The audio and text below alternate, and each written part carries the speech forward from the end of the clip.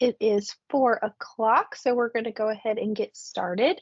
Welcome to our December Canvas webinar for accessibility in Canvas. I did put the bit.ly in the chat for you to be able to grab that, for you to be able to reference back later. And since right now, I know it's 4 o'clock, right now, it is just you and I, so please feel free to unmute at any time with any questions that you have about anything that we're talking about with accessibility in Canvas. But we're going to go ahead and get started. I am going to turn my camera off just since I'm presenting this and recording at the same time, but I'll turn it back on at the end. Okay. All right. Okay. So I dropped that bit.ly. And anytime someone new comes in, I am going to pause just to let them in. Good afternoon. We were just about to get started. And I'm going to put the bit.ly in the chat for you to be able to grab that. And we are recording, okay? Okay, so let's go ahead and get started. All right, so first of all, welcome. Thank you so much for taking time out of your day to join me at 4 o'clock in the afternoon after you have been in school all day. So we just appreciate you taking the time to be with us. So hopefully you will learn some of the accessibility features that we have in Canvas. All right, a few little housekeeping items. So CEU questions, you will receive point 0.1 CEUs for being in the live webinar. Just remember that you have to have 10 hours of credit to equal 1 CEU. I will email you your CEU certificate along with the recording of the webinar and the slide deck for the webinar, but your district decides what type of credit it is. So I cannot determine whether it will be considered general or DLC. That is completely up to your district. So you'll just follow your district's guidelines for submitting CEUs for approval. And like I said, I will email everyone that attended the live session for the duration of the session, along with the slide deck and a recording of the webinar.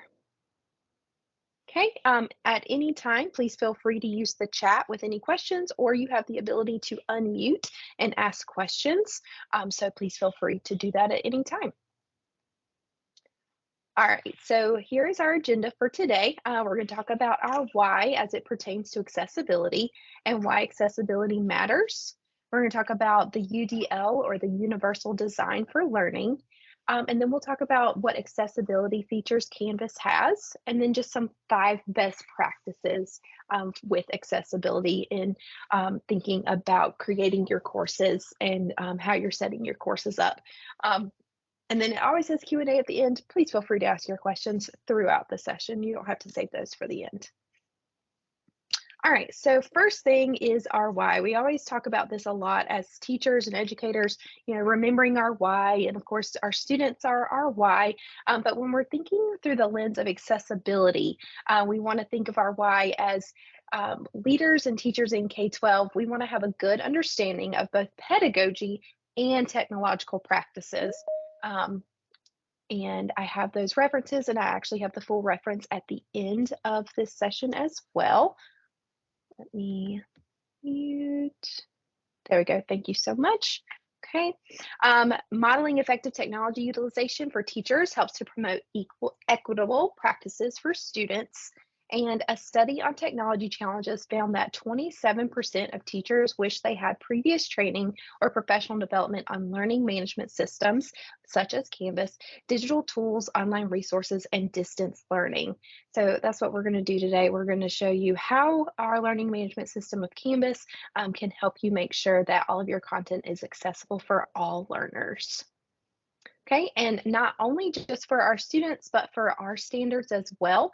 We have four listed here for it, two for administrators and two for teachers.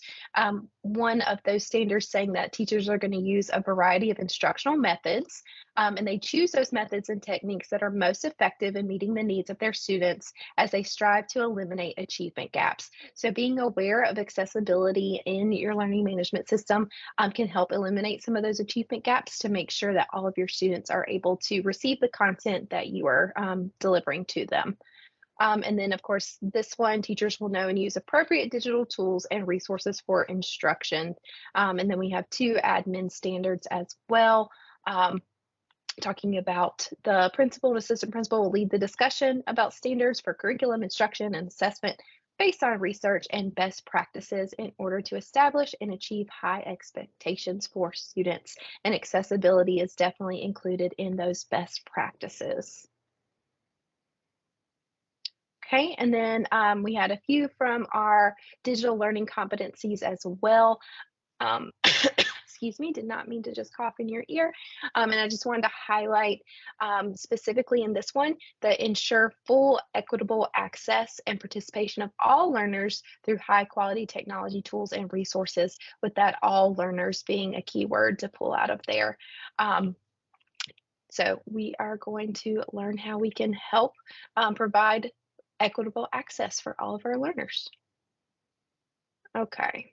So, why accessibility matters. So, some barriers and solutions.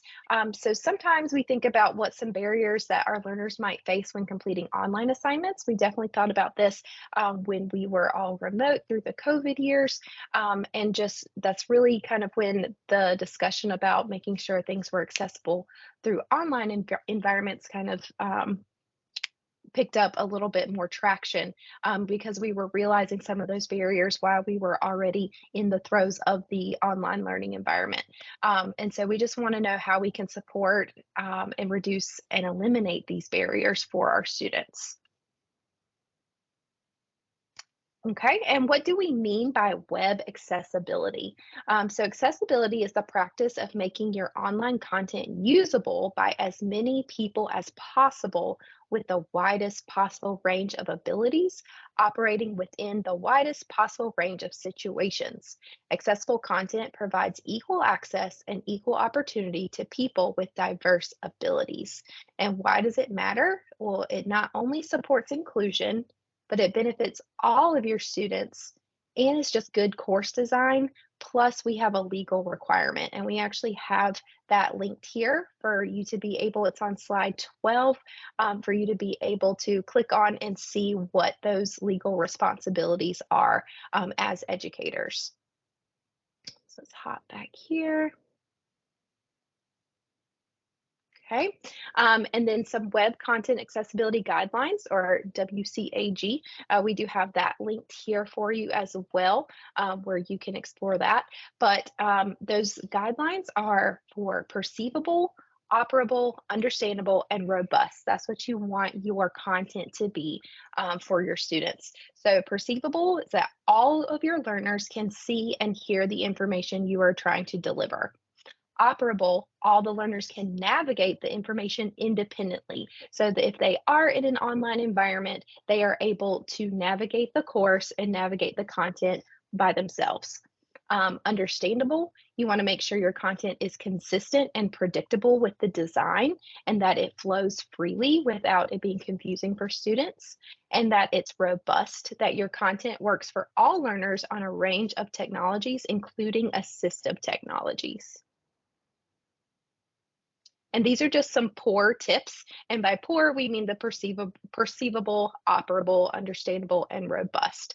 So when you are thinking of Canvas for your course design, for the perceivable, meaning that all of your students are able to see or read the content you are delivering, you want to make sure that you add text description to your images, or it's called like alt text. But you want to make sure that all of your images, so that if a student has a screen reader, that they are able to know what the image is that you have provided. You want to include closed captions and transcripts. You want to provide sufficient color contrast. Again, for especially thinking of those students with a screen reader, you want to be able to, or a screen magnifier, you want to make sure that you are providing sufficient color contrast for them to be able to see that. And you do not want to use color alone, and you want to make your text readable and legible.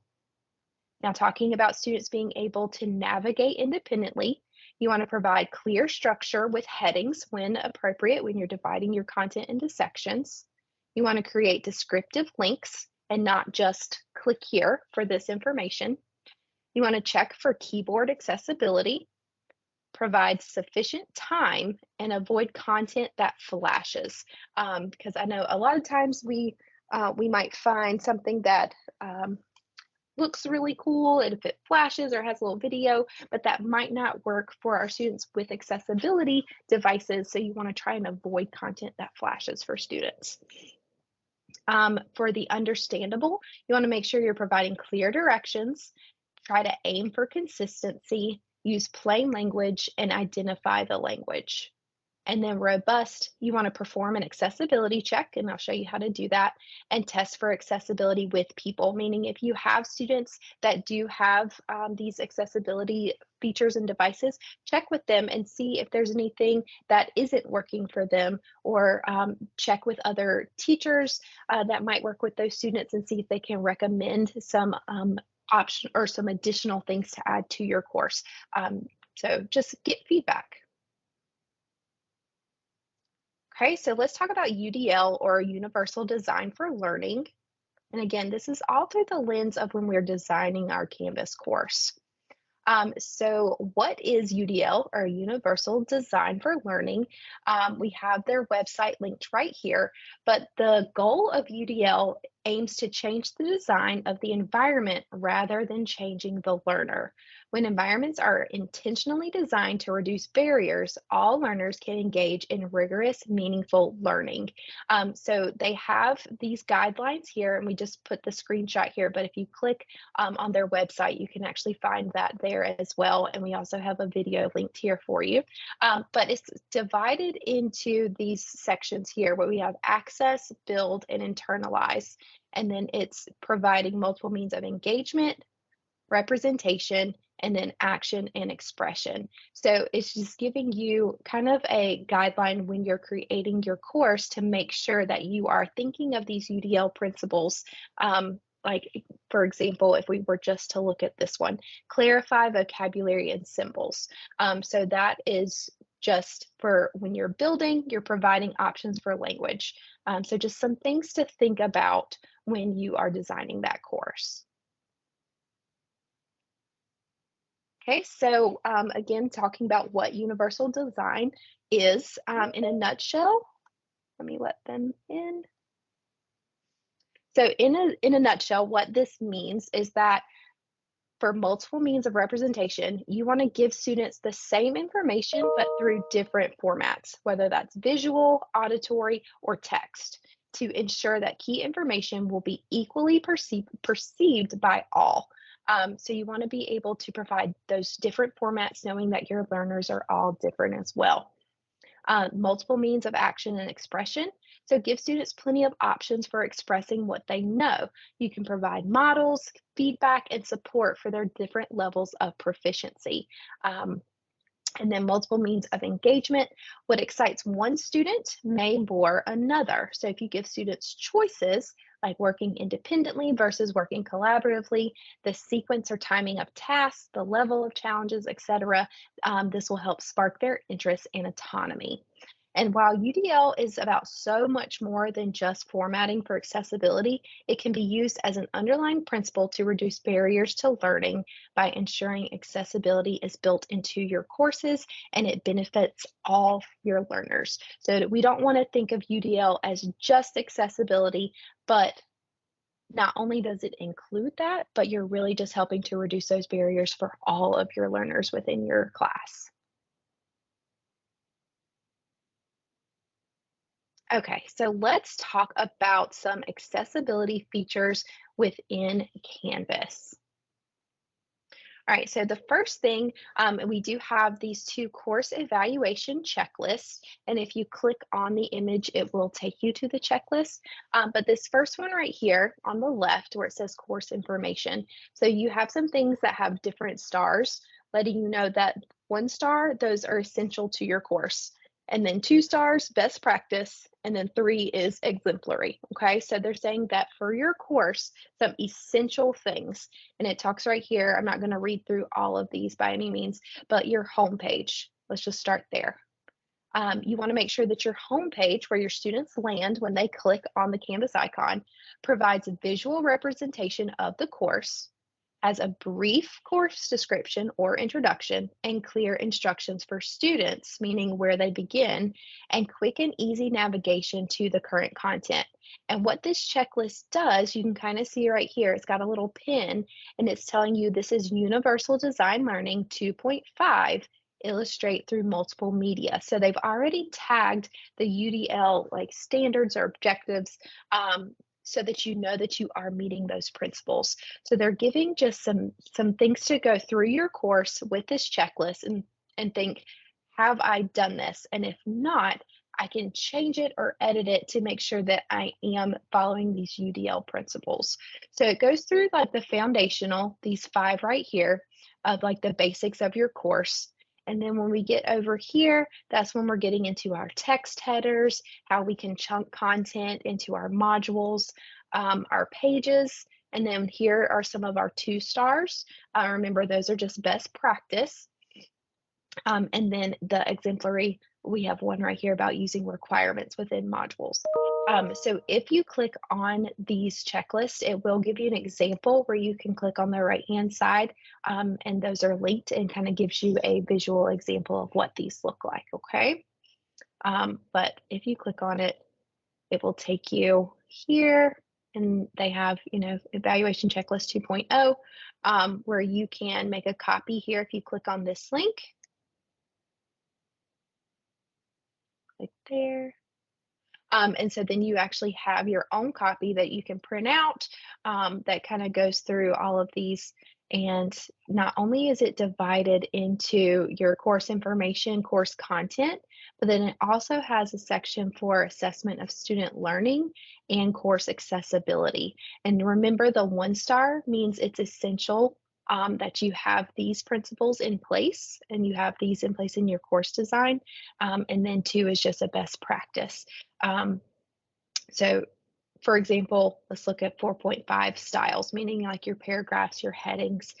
You want to make sure that those are used to format text, and it gives you a link here that you can click on where it actually goes into more detail there, okay, giving you examples of all the different heading types that you can do, okay? So we have a lot of little resources for you to be able to grab. Okay, let me go back here. There we go. And I clicked on that second checklist, and this one is for mobile app design. Okay, and you can get that checklist as well through that link. Okay.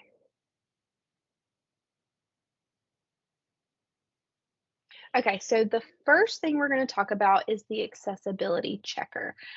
So this is built within the rich content editor, and it includes this accessibility checker. It's got this icon right here that will check for common errors within the text.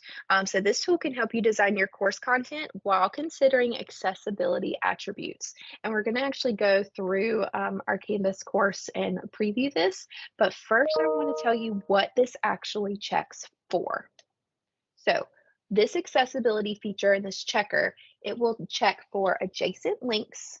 It'll check your headings and your heading paragraphs. It will check your image alt text, your image file name, your image length, meaning the alt text you've given. It will look at large text contrast. It'll look at list, sequential headings, small text contrast, your table captions, your table header scope, and your table header. Okay, so those are the things that it's going to look through and check and let you know if there's something that needs to be fixed. But we also need to talk about what it does not check. Okay, so I'm going to skip ahead real quick for this. So remember we talked about those poor, the perceivable, understandable, operable, and robust. So if we're thinking about perceivable, okay, um, you want to make sure that you include closed captions and transcripts. It is not going to check if you included closed captions, okay? The do not use color alone, readable and legible font and text size, content and files and images that you upload. Okay, so those are things that it's not going to check that would fall under that perceivable standard. Are operable, it's not going to check if they feel like your links are descriptive. Okay, so that's going to be a principle that we have to enable ourselves. Check for keyboard accessibility, provide sufficient time, avoid content that flashes, and it's not going to check if your LTIs have accessibility as well. So remember your LTIs or any of those external tools that you might link. So it will not check accessibility in those. Your understandable is not going to be able to check if your directions are clear, if they're consistent, if you use plain language and identified the language. And then robust is not going to test for accessibility with people, meaning that's something that we would have to do. We would have to get feedback from users or from other teachers that might have more knowledge on the topic. It's not going to be able to do that. But let's actually look and see what it does. So let me hop out of here and go to my Canvas course.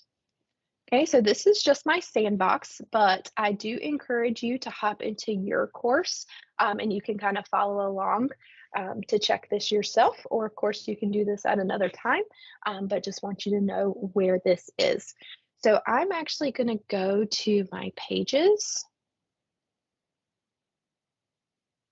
I'm going to view all my pages. And there were some notes. So I'm going to go to my predicting weather notes. Okay.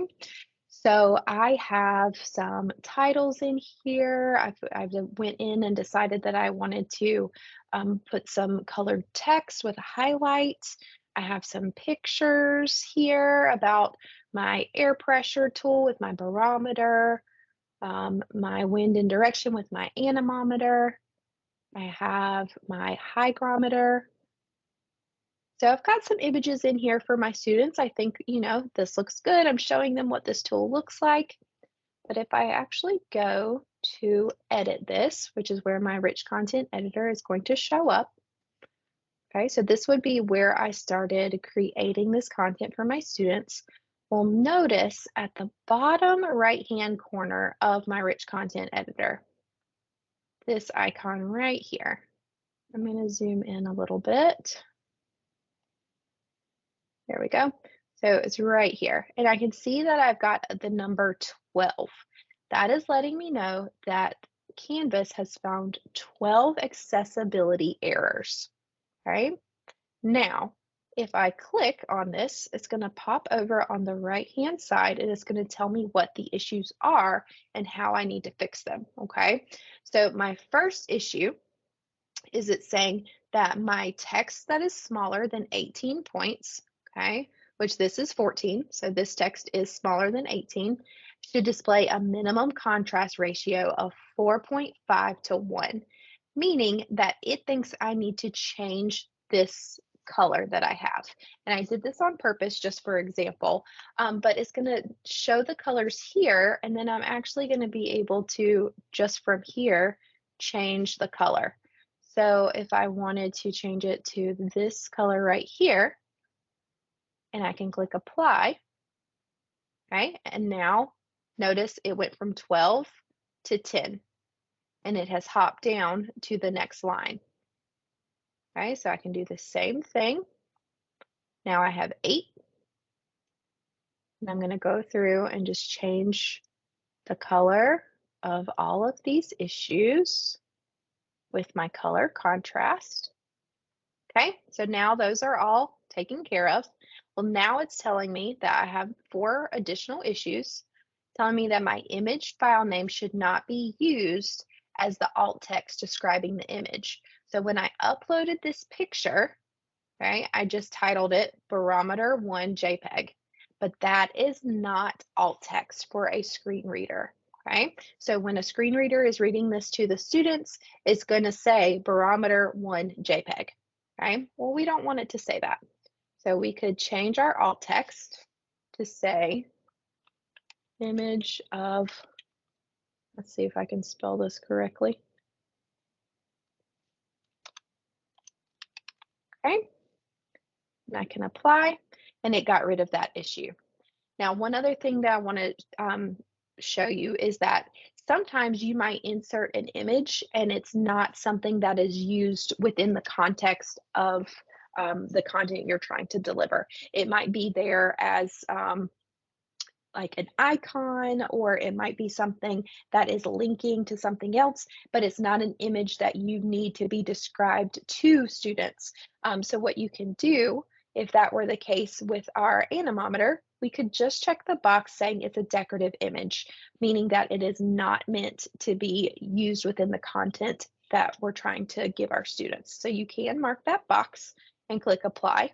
But for this case, this would be for my students. So I would actually want to take out this .jpeg, and I could just put image of anemometer. Okay, same thing here. So all of my images, I need to change the alt text of.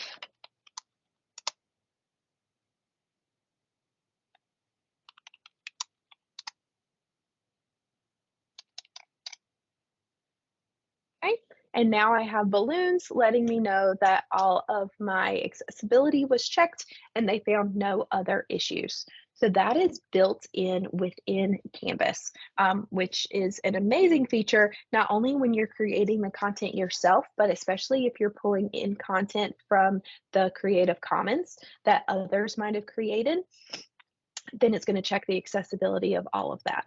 Okay? Rebecca, can I ask you a Yes, question? of When course. you changed that and took off the JPEG extension and changed it to Mhm. image of, where did that text go? Like, where is it showing up now? So now it would show, if I had a screen reader, it's going to come up on that image. So if I go back to edit, and click on the image itself, I go Mm-hmm. to my image options. It's right here on my alt text, that image of Okay. barometer. And when I Okay. upload an image, then that is where I could actually, let's see, I don't know if I have an image that I can upload. Let's see if I have one on my, um, sure, we're gonna put an image of my daughter playing soccer. So when I upload an image into my content, I actually can put the alt text right here. So this image I had pulled from the Creative Commons. So it looks like whoever had uploaded this, their alt text was the name of the image file. So then I could Mhm. actually change it here, and then the accessibility feature wouldn't catch it there either. But Okay. so let me. Yep. So when you click on it and you click on image options, that's where your alt text is. Okay. Thank you. Of course. Okay. So let's go down. Let me save that. And like I said, I pulled this from the Creative Commons, and so I just happened to go to a notes page. Let's see, video. Let's see what let's see what this looks like. Okay, so they had week 5 Monday. Let me click on edit and look and see. And notice I do not have any accessibility issues here. So they use contrasting colors. They didn't have any images. So I would just recommend, especially if you pull it in from the comments, to go to edit and just check your accessibility here through this accessibility checker. Okay, so before we move on to the next feature in Canvas, are there any questions about how to use the accessibility checker? I didn't see any in the chat, and I know that you already unmuted, but I wanted to open it up to see if anybody else had a question before we moved on. It doesn't, I don't see anything in the chat. So, okay. All right, we will keep moving on then. There we go. Okay, so the next thing that we're going to talk about is the link validator. So this is an amazing feature that I wish other resources used as well. But the link validator searches course content for invalid or unreachable links. So when we were talking about our poor anagram, and there was the oh, I'm already there we go. The operable. We want students to be able to navigate our content independently, especially if they are in an online environment. So if our links are not valid, then it is not going to be operable. So you will be given the location and the content of the link error. However, it's not going to automatically fix the error for you, but it is going to tell you where it is, okay? So I'm going to show you how you can get to this. And if I go back here, if I actually click where it says link validator, it's going to take you to the Canvas Commons, and it's going to give you all of these directions as well, okay? But I'm going to show you. So I have not tested this out, so we'll see if any of the content that I pulled in from the Commons has some invalid links. So if I'm in my course and I go to the settings, on the right-hand side, you'll see at the very bottom where it says validate links in content. So we're going to click there and we're going to start link validation. And hopefully I am able to find a link that does not work. If I don't, then I'll put a false one in there. But while that is loading, I'm going to show you what it's going to look like. Once we start, then what it's going to do, and like I said, hopefully I will have some that pop up, but it's going to show you the two broken links. So it's going to tell you directly where it is, but then it will also give you that unreadable link. Okay, so then you can go to your home page, page 2, see what that link was supposed to be, and then you can fix it. So let's see if I got any. Oh, it's still loading. It's still loading. I have a lot of content in here.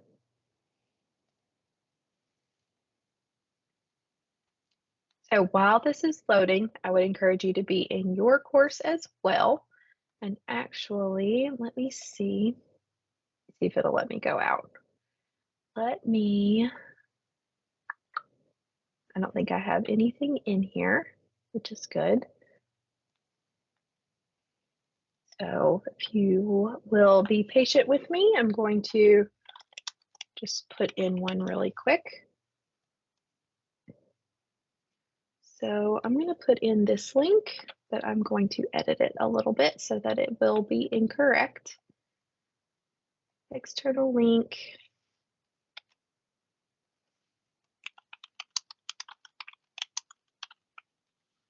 And let's see, let me take out something.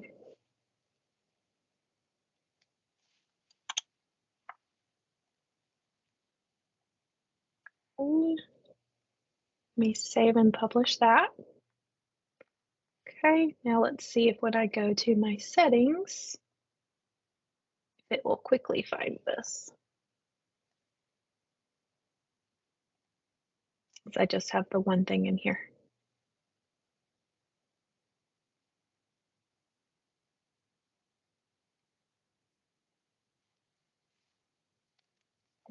Thinking. Oh, of course, no broken links. I purposely took stuff out of there.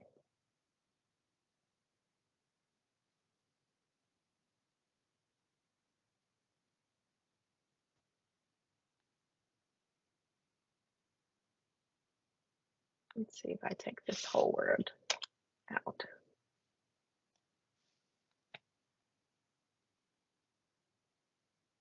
See if that'll do it.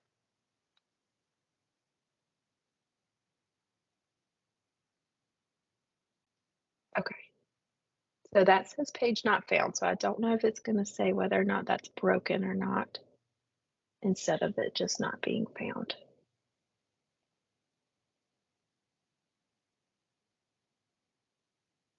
Because it's still linked somewhere, so it wasn't completely unreachable. Oh, yes, perfect. Okay. So it did come up because it was letting me know that this link to the Canvas guide was unreachable because when I clicked on it, it did say page not found. So then I would be able to go to my page example. It'll take me right to the broken link to where I can then edit it and fix what it's supposed to be. I can go to link options here, and hopefully the text I provided gives me enough of a description of what it was supposed to be, so then I can link the correct thing. So again, this is going to go with making sure our content is operable, and so that if students are learning virtually, then they can navigate the course without worrying about the links that are being provided not actually working. So that is the link validator, which is really useful. Um, Especially when you're going from year to year, if you're copying your course from one year to the other, you always want to check those links for anything that you might have embedded in the course to make sure they are still valid. And of course, if you are importing things from the Commons, making sure that whatever content you copied is also still valid as well. Okay, so before we move on from link validator, I want to check. It doesn't look like there's any questions in the chat. Okay. All right, so let's talk about probably one of, in my opinion, one of the best features that Canvas provides, and that is the immersive reader. Again, this blue text right here is going to take you to the Canvas guide about the immersive reader, but it is a free tool that implements proven techniques to improve reading and writing for people regardless of their age or ability. It has improved reading comprehension and increased fluency for English language learners. It helps build confidence for emerging readers learning to read at higher levels, and it offers text decoding solutions for learners with learning differences such as dyslexia. It's available on Pages, Assignments, course home pages, and the syllabus page. So all of that meaning it is not available on the quizzes feature within Canvas, but it is available on the assignments pages, your home page, and your syllabus. It does have to be turned on at the account level, and I'll show you where you can do that, but it is not currently available on the Canvas app, just on the mobile version. But let's talk about what this immersive reader can do. So first of all, let me show you how to make sure this is turned on. Let me go back to my other sandbox course. So in our account and settings,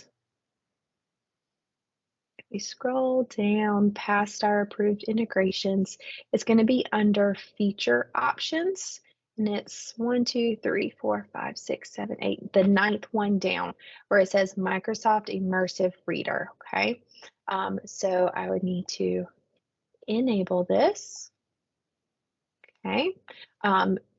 It might be set by default to disabled, so you want to check to make sure that you have that green check for Microsoft Immersive Reader. And for your students, this would be turned on at the admin level, but almost all cases that I've seen, it is already enabled. Okay. Okay, so let's see what it actually can do. So let me go back to my sandbox. And let me go back to my pages and view all pages. I'm going to go back to those weather notes that I had. Let's see. Just got to find them. Predicting weather notes. There we go. Okay. So the immersive reader is right up here in the top right-hand corner. I'm going to show you what this does.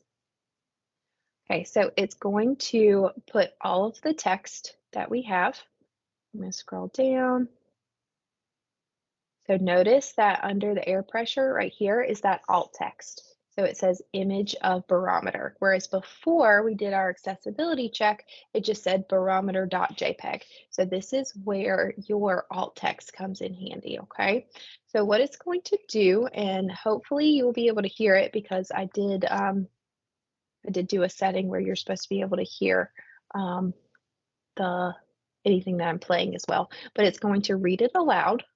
Predicting weather notes. Okay, so did y'all hear them read that aloud? Just drop it in the chat or unmute and let me know if you heard that. Um, okay. Hopefully you did. But I can come right here to my voice settings. Oh, thank you very much.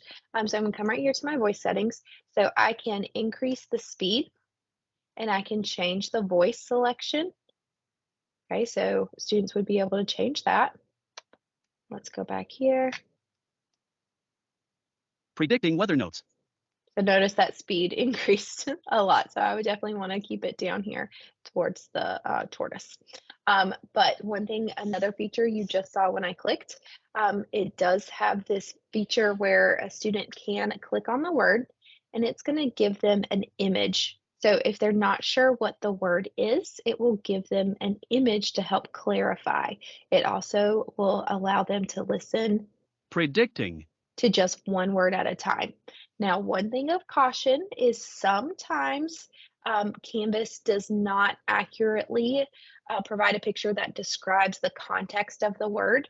So right here we have predicting weather notes, and so we know that this means that this is a description about predicting weather and some bullet points that we want our students to remember. But if a student were to click on the word notes, it's going to look like it's a music note. So some of the context might not apply to the word. So just want to clarify that. But so like weather, and then is lets them know it's equals. There's some that aren't going to have images like but a student could go through and see images for every single word that they have that would apply in our sentence. So again, not all of them, but I think that's a really cool feature too. Something else that the immersive reader does is over here we have a few preferences. So the text preference, we can change it to be a larger size, or we could change it to be a smaller size if needed. Okay, the increased spacing is already on. So if I were to cut that off, you can see what it would look like, but we can increase that spacing. We can change the font. We can change colors, giving a theme. Okay, so especially for our students that have that contrast need, and it offers a variety of different contrasts. Okay. We also have the grammar options, which I think is really good for our English language learners or even our emerging readers. If you use this with elementary students, you can turn on the syllables. So it's going to break the words down into syllables. And you also can show the parts of speech, which I thought was amazing. So you could specifically turn on nouns, verbs, adjectives, and adverbs, and it will color code them. And you can turn on the labels. So if a student is learning what nouns are, it's going to not only color code it, but it's going to label all of the nouns for them as well, which is pretty cool. So I'm going to turn those labels off, keep it like this. And then I also have a reading preference over here where I can turn on a line focus, which is awesome. And then I can choose whether to show one line of text when it's reading. I can do 3 lines, or I can show 5 lines, but it still kind of grays out the rest of the text and just highlights a specific section. I'm going to take the line focus off. Here's where that picture dictionary is. So I had it turned on. You can turn that off if that might be a little distracting. So then when a student clicks on the word, the image does not show, but you can turn that on if the student prefers. And we also have the translate feature. So this has so many different languages. So I could translate this to Dutch. I could choose to do the entire document. So then I can kind of flip back and forth to the original, or it's on the Dutch right now. So I still have the option of going to the original or to the Dutch here. And then when I have it read, Weernotities voorspellen. then the read aloud turns into that language as well. Okay. Like I said, you have all of these different languages that are available for any of your students that might come into your classroom that might not have English as their home language. So let me turn this back to English. Here we are. Okay. All right. So before we move on from here, are there any questions about the immersive reader? Okay. So hopefully, if you are not aware of the immersive reader and what all it did, hopefully you are as amazed at this as I was when I first learned about this. I think that would be an awesome feature for our students and for our staff too. Okay, so let's go back here. All right, so I already showed you what all it would do.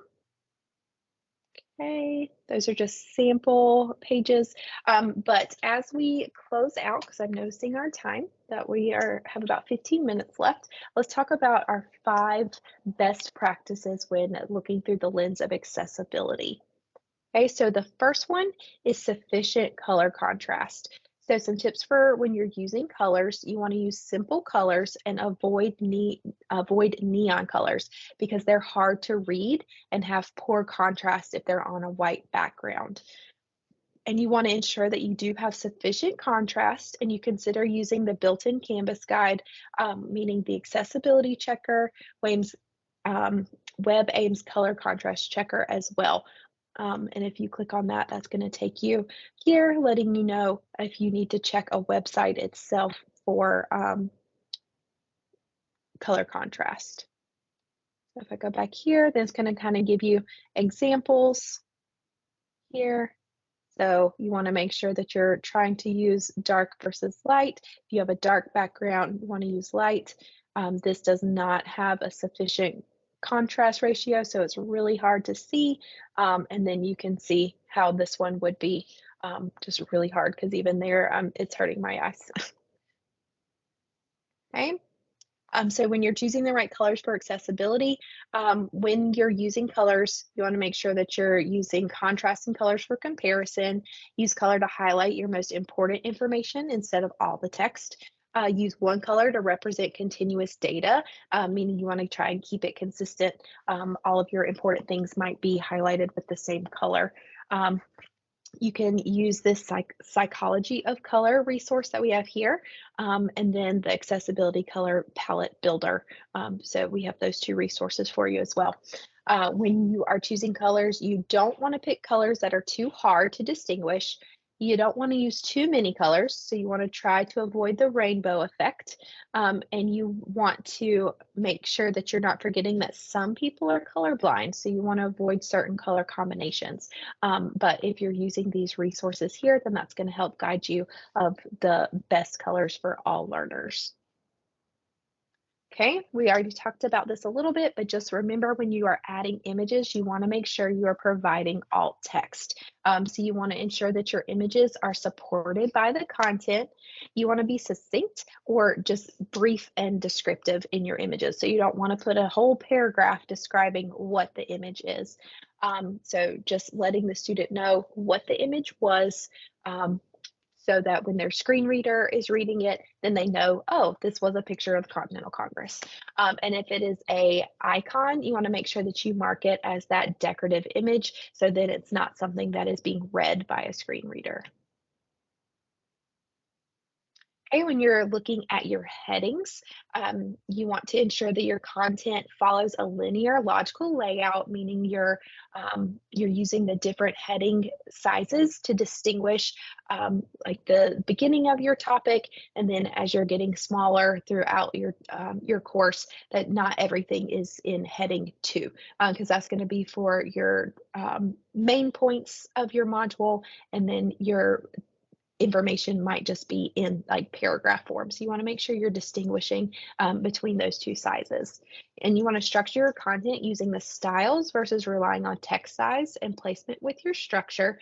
And that's actually right beside where you choose what size font you want, where you have your different headings here. So instead of just automatically making your text a certain size, we do encourage you to use the different styles here. And you can break up your content with subheadings, images, and videos. Okay, number 4, which the more trainings and things that I go to, the more I see that this is something that a lot of people don't consider when they're putting in their hyperlinks. So when you are hyperlinking text, you don't want to just click, or you don't want to just type click here. Okay, so something like example right here. So if a student were having a screen reader, all they're going to hear is click here, but it doesn't tell them what they're clicking here for. Whereas if you actually put the description of the hyperlinks as the hyperlink, then that would make sense out of context. So if this was being read, it tells me visit WebAIM's link text article for details instead of just click here. It's letting me know what the link actually is. And then of course you don't want to just put the link because this one is unclickable. And if this was being read aloud to me, then this is going to be a lot of gibberish to listen to right here. So you want to try and be as descriptive as possible for your link and what the purpose of the link is. And number 5, when you're talking about audio and video. So your audio materials, such as your MP3s, etc., should be accompanied by a transcript. So if at all possible, you want to make sure that you have a transcript for your videos. And your videos and screencasts should be closed captioned. Okay, your videos created in Canvas Studio can have English captions auto-generated for videos, which is really nice. And we also have a YouTube video linked here about how you can add your own subtitles and closed captions to your videos. Okay. All right, let's see. Okay, so as we are wrapping up, I'm checking, I didn't see any questions in the chat, but before I open that up, did want to let you know that our January session is going to be focused on just Canvas for elementary. So if you are an elementary teacher that uses Canvas with your students, I hope you can join us for that. And then we're going to talk in February just about the Canvas Commons, course design, and then course cleanup. And these were the references that we had on that first slide. But before we end today's session, did anybody have a question about the accessibility feature, the link validator, or the immersive reader within Canvas? Please feel free to unmute and ask all of those. Let me turn this back on. Okay, so let's see, will the link validator find a broken link if the link is inserted as a hyperlink connected to text, or must the entire link be visible in the RCE for the link validator to work? Okay, so if the link is inserted as a hyperlink connected, oh, like the example that I just showed, I want to make sure I'm understanding you correctly. Like this one. Are you talking about this, like if we had visit and we had a hyperlink that was connected to text? Yes. Yes, so that will still validate within that link validator. So any link whatsoever that you have, even if you are linking to course content, it'll still validate that it still goes to that place that you're saying it should go. So yes, great question. Okay. All right, are there any other questions about those features? Okay. All right, well, that is all I have for you today on accessibility in Canvas. I hope that this was a beneficial session for you and that you've learned some ways to make your courses in Canvas more accessible for all learners. And if at any time you have a question, please feel free to reach out to me. I'm here to help however I can. And like I said, I will get this recording and your CEU certificate and a link to the slide deck to you by Friday of this week, okay? But I thank you all for joining, and I hope you have a great rest of your day.